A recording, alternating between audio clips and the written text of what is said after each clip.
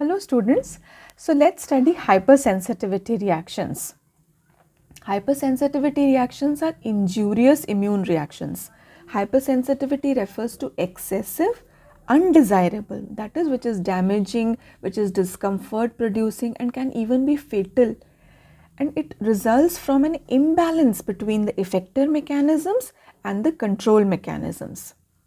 We can classify hypersensitivity reactions into 4 types. Class 1 or the type 1 is the immediate type or anaphylactic. Type 2 is antibody mediated or cytotoxic hypersensitivity.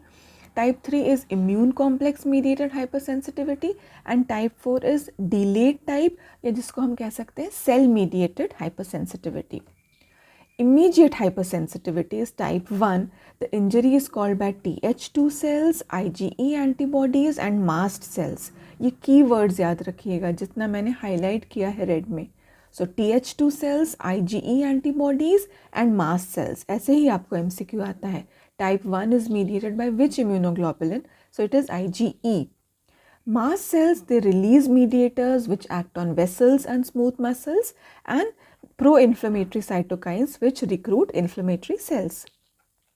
Type 2, that is antibody mediated disorders, the IgM and IgG which are secreted, they injure cells and by promoting their phagocytosis or lysis. Antibodies also interfere with cellular function and cause disease without tissue injury. फिर तीसरा type है that is immune complex mediated disorders that is type 3 hypersensitivity. The IgG IgM antibodies they bind antigens in circulation और ये जो antigen antibody complex रहता है वो जाके डिपॉजिट हो जाता है टिश्यूज़ में और वो इन्फ्लेमेशन प्रोड्यूस करता है. जो ल्यूकोसाइट्स इसमें रिक्रूट होते हैं जैसे न्यूट्रोफिल्स और मोनोसाइट्स वो टिश्यू डैमेज कॉज करवाते हैं by release of lysosomal enzymes and generation of toxic free radicals. Cell mediated immune disorders that is type 4 hypersensitivity. इसमें भी जो keywords हैं वो है Th1 and Th17 cells and CD8 CTLs are the cause of tissue injury. Type 1 hypersensitivity जिसको हम कहते हैं anaphylactic hypersensitivity reaction is the immediate type of hypersensitivity reaction. It is a rapid immunological reaction which occurs in a previously sensitized individual and it is triggered by binding of antigen to IgE antibody on the surface of mast cell. In reactions को हम allergy कहते हैं और जो antigens ये allergy produce करते हैं उनको हम allergens कहते हैं. अभी जो immediate hypersensitivity है वो systemic भी हो सकती है और वो local भी हो सकती है. जो सिस्टेमिक है वो यूजुअली इंजेक्शन या इंजेशन ऑफ एलर्जन से हो सकती है. इंजेक्शन जैसे बी स्टिंग है या एंटीजन इंजेक्शन जैसे पीनट या कोई फूड एलर्जन है. तो with in minutes the patient can go into a state of shock जो कि फेटल भी हो सकता है. लोकल रिएक्शन डिपेंड करेगा किस तरह से पोर्टल ऑफ एंट्री क्या है उस एलर्जन की. तो एक क्यूटेनियस रैश हो सकता है या ब्लिस्टर्स हो सकते हैं या नेज़ल या कंजंक्टिवल डिस्चार्ज हो सकता है जैसे कि एलर्जिक राइनाइटिस या कंजंक्टिवाइटिस में होता है. हे फीवर, ब्रोंकियल एज़मा या एलर्जिक गैस्ट्रोएंटराइटिस कोई अगर फूड एलर्जन है तो. टाइप 1 में भी 2 प्रकार के रिएक्शंस हैं, इमीडिएट टाइप या इमीडिएट रिएक्शन और late phase reaction. Immediate reaction में क्या क्या होगा, वेसोडाइलेटेशन होगा, वैस्कुलर लीकेज होगा. और जो लेट फेज रिएक्शन है उसमें वो जो इमीडिएट रिएक्शन है वो विद इन मिनट्स स्टार्ट हो सकता है और अप टू फ्यू आवर्स, जबकि जो लेट फेज रिएक्शन है वो 2 से 24 घंटे के बीच में स्टार्ट होता है. फिर जो लेट फेज रिएक्शन है that is characterised by infiltration of tissue with eosinophils, neutrophils, basophils, monocytes, CD4 T cells और उसमें टिश्यू डिस्ट्रक्शन भी होता है in the form of mucosal epithelial cell damage. तो जो मोस्ट इमीडिएट टाइप reactions हैं they are caused by excessive Th2 responses. So these are the keywords, remember Th2 and IgE production and promoting inflammation.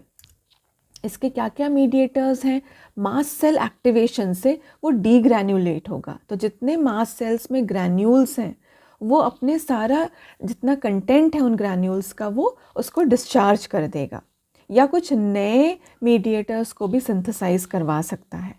तो जो mediators हैं like vasoactive amines like histamines, enzymes like proteases and tryptases and proteoglycans like heparin. फिर जो mediators हैं which are produced by mast cell and responsible for immediate hypersensitivity, जैसे lipid mediators like arachidonic acid derive products like leukotrienes and prostaglandins. जो cytokines important role play करते हैं वो है TNF, interleukin 1 and chemokines, interleukin 4 which amplifies the TH2 response. फिर late phase reaction, immediate type का ही जो late phase reaction होता है उसमें भी ल्यूकोसाइट्स रिक्रूट होते हैं। इओसिनोफिल्स इसका एक बहुत इंपॉर्टेंट ल्यूकोसाइट है जो यहाँ रिक्रूट होता है। कीमोकाइन जैसे ईओटैक्सिन वो प्रोड्यूस होता है, और TH2 cytokine interleukin 5 is the most potent eosinophil activating cytokine. Examples of disorders caused by immediate hypersensitivity, anaphylaxis, इसी से इसका नाम भी एनाफाइलैक्टिक हाइपरसेंसिटिविटी पड़ा है, which is caused by drugs, bee sting, food allergens. तो immediately there will be a fall in blood pressure जिसको हम शॉक कहते हैं, वैस्कुलर डायलिटेशन होगा, एयरवे ऑब्स्ट्रक्शन होगा leading to laryngeal oedema. Bronchial asthma is a type of type 1 hypersensitivity reaction जहाँ पे airway obstruction होता है caused by bronchial smooth muscle hyper activity, inflammation और tissue injury caused by late phase reaction. Allergic rhinitis, sinusitis या hay fever जिसमें excessive mucus secretion होगा, inflammation होगा upper airways का और साइनसेस का। फिर food allergy, again a type of type 1 hypersensitivity जिसमें पेरिस्टाल्सिस बढ़ेगा कॉन्ट्रैक्शन ऑफ इंटेस्टाइनल मसल्स के कारण। फिर हम आते हैं antibody mediated which is type 2 hypersensitivity. इसमें जो एंटीबॉडीज़ रिएक्ट करती हैं वो एंटीजन, या तो वो एंटीजन सेल सरफेस पे प्रेजेंट है या एक्स्ट्रा सेलुलर मैट्रिक्स में प्रेजेंट है, और वो इन सेल्स को डिस्ट्रॉय करेगी, इन्फ्लेमेशन प्रोड्यूस करेगी और उस पर्टिकुलर सेल के नॉर्मल फंक्शन के साथ इंटरफेयर करेगी। इसमें कीवर्ड्स हैं, this is mediated by opsonisation and phagocytosis, a very important keyword here, complement and FC receptor mediated inflammation and antibody mediated cellular dysfunction. So these are the three important key phrases here: opsonization and phagocytosis, complement and FC receptor mediated inflammation and antibody mediated cellular dysfunction. Examples हैं autoimmune haemolytic anaemia, autoimmune thrombocytopenic purpura, pemphigus vulgaris, vasculitis caused by ANCA, Goodpasture syndrome, acute rheumatic fever, myasthenia gravis, Graves disease and pernicious anaemia. फिर हम आते हैं type 3 that is the immune complex mediated hypersensitivity.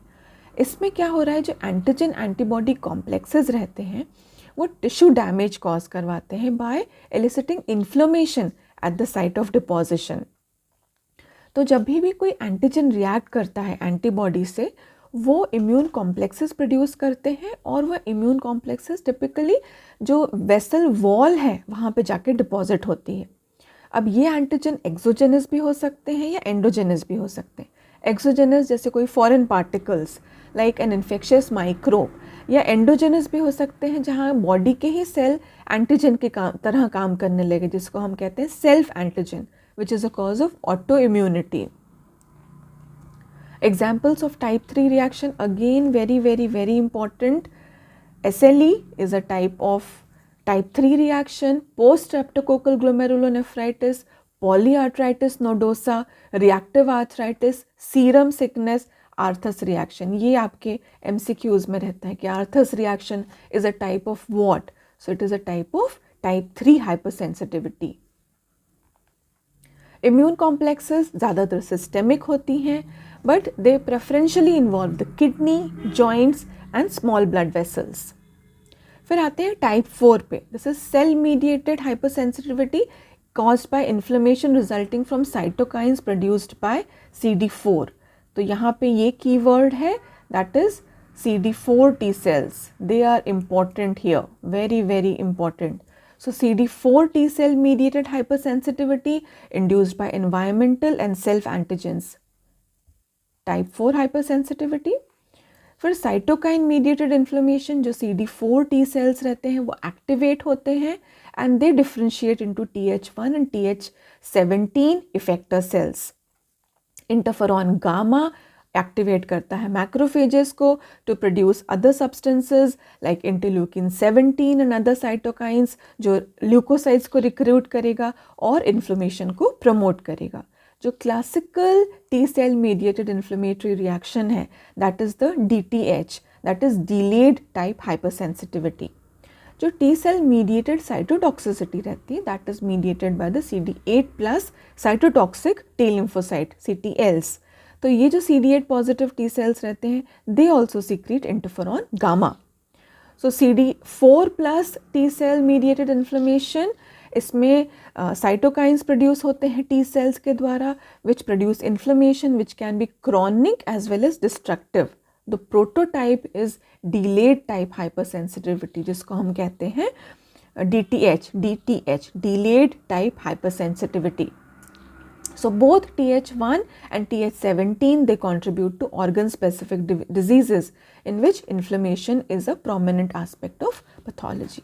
इसके examples हैं बहुत important rheumatoid arthritis, multiple sclerosis, type 1 diabetes, inflammatory bowel disease in particular Crohn's disease, psoriasis, tuberculous granuloma very very important, and contact dermatitis. तो याद रखिए eczema is type 1 and contact dermatitis is type 4 which is evoked by ये भी keywords हैं urushiol और poison ivy और poison oak. Other examples are tuberculin test, ये आपको usually MCQs में दिया जाता है. Granulomatous reaction is type 4, chronic graft rejection is type 4 और acute graft rejection का जो cellular component है that is also type 4. अब जो आपको questions पूछे गए थे, transfusion reaction and erythroblastosis fetalis are type 2 hypersensitivity. RH incompatibility is also type 2 hypersensitivity. Type 1 हमने देखा it is mediated by IgE. Tuberculin is a type of type 4. Acute graft rejection में जो cellular component है, acute cellular rejection that is type 4 और जो humoral rejection है that is type 2. यहाँ पे ये याद रखिएगा, यहाँ पे गुगली है. फिर chronic rejection is both type 2 and type 4. Thank you so much.